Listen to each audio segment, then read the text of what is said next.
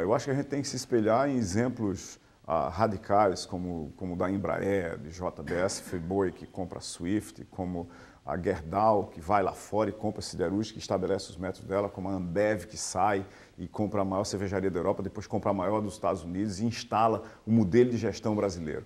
A gente tem que olhar para o Brasil e para o brasileiro não só como o cara que nunca desiste, mas como os caras que acertam muitas coisas. E para acertar, erram.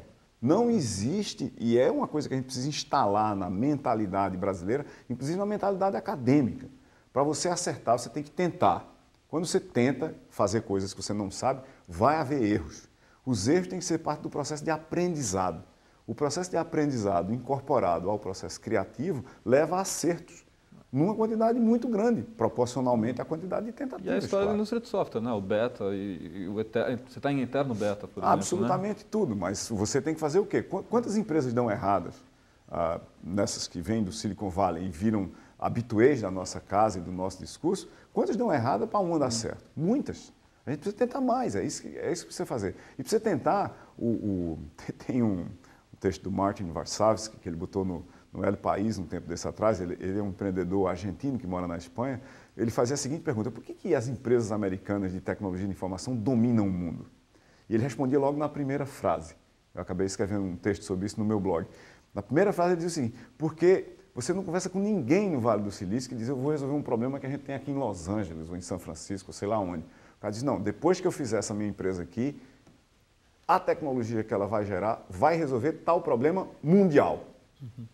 Essa falta de perspectiva que a gente no Brasil tem de começar um negócio inovador, que ninguém fez ainda, ou um negócio que alguém fez, mas fazer de uma forma diferente, e olhar para o mercado mundial é o que precisa ser feito. Tem gente suficiente no Brasil que fala russo, alemão, inglês, a língua que a gente quiser. Nós somos um país de imigrantes. Nós temos redes de contato muito amplas e poderosíssimas fora do Brasil. E quase nenhuma empresa hoje é absolutamente de um lugar só.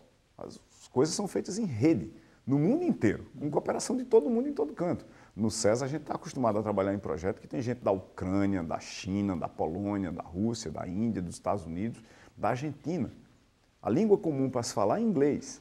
E a gente tem que se acostumar com a ideia, talvez do Ariano Suassuna, que toda pessoa suficientemente patriota deve falar línguas estrangeiras patrioticamente mal. Então a gente fica olhando assim, não, o nosso inglês não é tão bom assim. Tudo bem, vamos conversar com coreanos, indianos e chineses, assim por diante, que não são especialistas em línguas, mas são especialistas em tecnologia. Eles falam tão mal ou pior do que a gente. Então por que a gente vai ter vergonha de falar inglês errado? Eu acho que a gente tem que falar errado mesmo. Afinal de contas, pouquíssima gente fala português corretamente. E uma coisa que passou um pouco ao largo e está mudando totalmente e eu sei que você pensa sobre isso, está mudando o panorama do nosso uso da tecnologia, é a nuvem computacional, é a computação em rede, são esses imensos data centers que estão sendo criados no mundo. A gente não vê no Brasil nenhum projeto, a gente vê tantos projetos assim, de incentivo à indústria, etc., mas a gente não vê, quando chega nesse tipo de indústria, nenhum projeto do porte de criar um mega data center, sei lá, num nível que você tem nos Estados Unidos, você tem na Europa, você tem na China. Te preocupa um pouco isso de a gente não estar... A gente está usufruindo da nuvem, mas a gente não está usufruindo da criação da nuvem? Preocupa porque isso não é nem nada tão complicado de fazer. Por exemplo, o data center do SESA inteiro é uma nuvem. Nós temos, na realidade, mais de uma. E nós estamos trabalhando na construção de nuvens privadas para várias empresas, mas de novo elas são privadas. Se a gente olhar para como é que a rede do futuro vai ser, vai haver centros nessa rede conectados, ou talvez centros principais e secundários, de provimento do que eu chamo de informaticidade. Isso é informática e informação, provida de forma tão simples quanto a eletricidade e cobrada como tal, bilhetada como tal. Então, hoje você vê um número grande de aplicações brasileiras que estão rodando em nuvens ou em centros dentro da nuvem nos Estados Unidos, na Amazon AWS, no Rackspace, não sei quantas dessas operações, e que estão sendo bilhetadas em dólar no cartão de crédito de alguém ou mandando uma conta corporativa para algum lugar.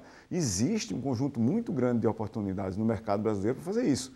E isso não está passando ao largo, quer dizer, há investidores que estão fazendo isso. Tem data centers para nuvem sendo construídos em São Paulo, em Belo Horizonte, em vários outros lugares.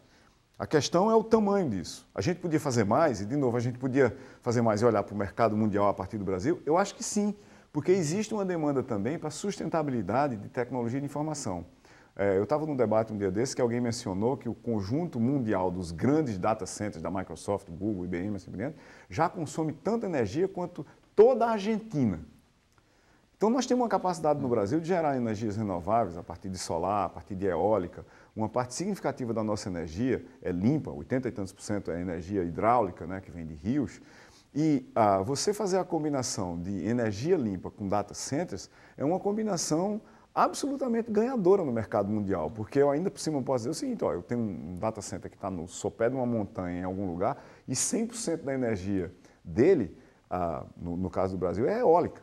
A gente pode fazer isso aqui e agora, mas é preciso conectar mais o Brasil internamente para essas coisas serem possíveis, aumentar a intensidade das conexões internas e ter conexões para fora do Brasil de melhor qualidade, para a gente poder ser uma espécie de um ponto de articulação dessa capacidade computacional mundial. Por que isso não foi feito ainda, ou é feito de forma embrionária?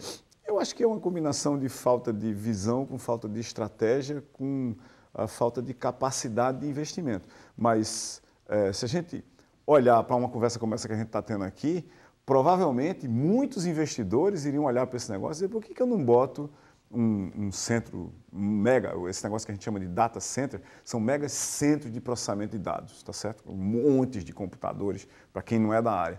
Por que eu não pego uma hidrelétrica de pequeno porte, uma PCH que eu já tenho em algum lugar, por que ao invés de eu vender simplesmente energia elétrica, eu não vendo, aspas, processamento de informação, que é um negócio que eu posso vender muito mais caro? Como é que eu não agrego esse valor?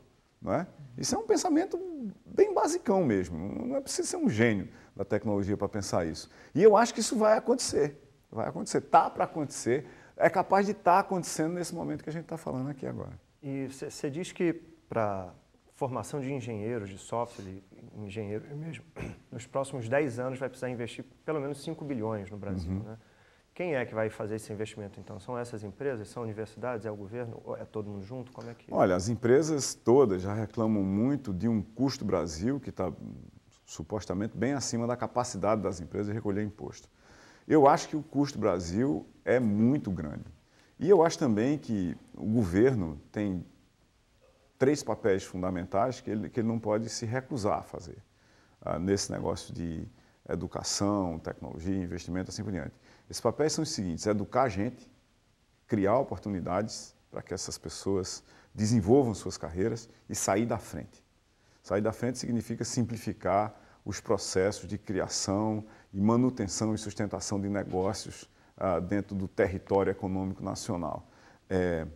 Criar oportunidades significa você habilitar investidores e habilitar pessoas a criarem, a agregarem valor, porque senão você não tem imposto para cobrar depois.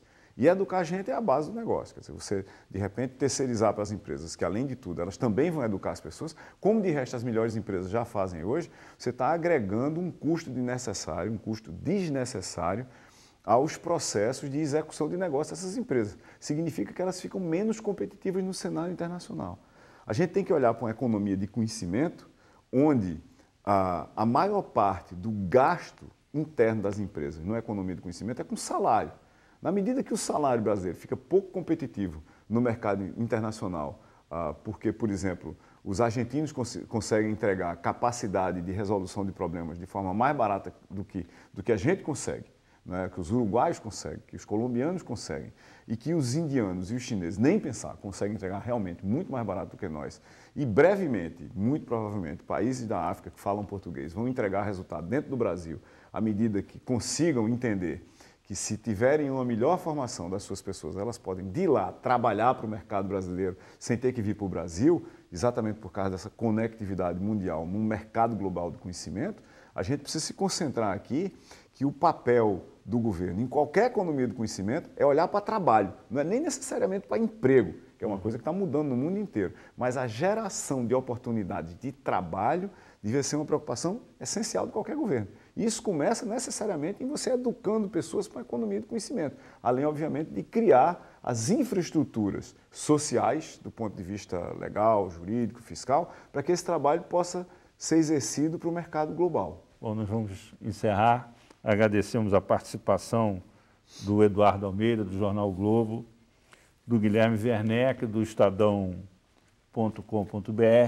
e do professor Silvio Meira, da Universidade Federal de Pernambuco, que nos deu a honra de participar do 3 a 1. Até a próxima quarta-feira, aqui na TV Brasil.